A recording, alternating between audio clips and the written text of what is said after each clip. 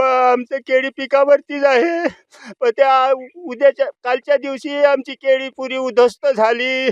आमचं जीवन त्याच्यावरतीच आहे. आमची केळी आहे तर आमचं जीवन आहे. आमचा ती केळी गेली, आता आम्ही आज कशावर जगणार? आम्हाला सरकारकडे मागणी हीच आहे की आमची भरपाई नुकसान आम्हाला मिळावी.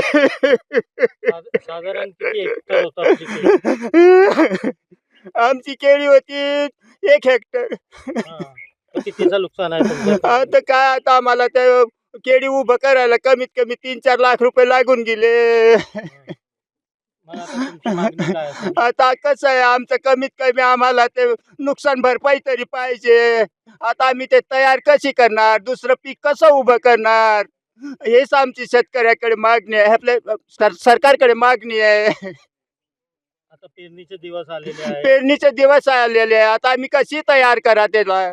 आम्ही पैसे कुठून आणा? आता अगोदरच आम्ही पैसे इकून तिकून काही घरातून काही जे काय असेल मोडून माडून सने आम्ही ते पैसे आणले आणि ते शेतीला लावले, केळीला लावले. संध्याकाळी 6 वाजता जे वादळ आलं त्यामध्ये अहिरवाडी, पिंपरी, पाडळे, मोहगण, कर्जोद, केराळे या गावांमध्ये मोठ्या प्रमाणावर नुकसान झालेलं आहे केळीचं. अक्षरशः केळी जमीनदोस्त झालेली आहे. आजच नाही, दरवर्षी याच जून महिन्यामध्ये हे आसमानी संकट या शेतकऱ्यांवरती येत असते आणि दरवर्षी शेतकरी कोलमडला जातो आहे, भरडला जातो आहे. याच्यामध्ये शासनाने कोणतीही आजपर्यंत भरीव मदत दिलेली नाही. तरी शासनाने कमीत कमी भरीव मदत जर मिळत नसेल, शासन द्यायला असमर्थ असेल, तर आम्हाला गांजा लागवड करण्याची परवानगी द्यावी. त्यामुळे तरी आम्हाला काहीतरी रोजगार मिळेल किंवा पैसा त्याच्यातून उपलब्ध करता येईल. कारण शासनाने आमच्याकडे पूर्ण दुर्लक्ष केलेलं आहे.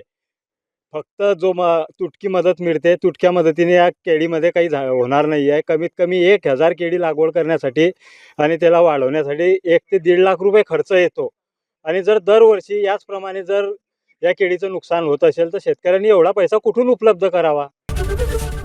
एबीपी माझा, उघडा डोळे बघा नीट.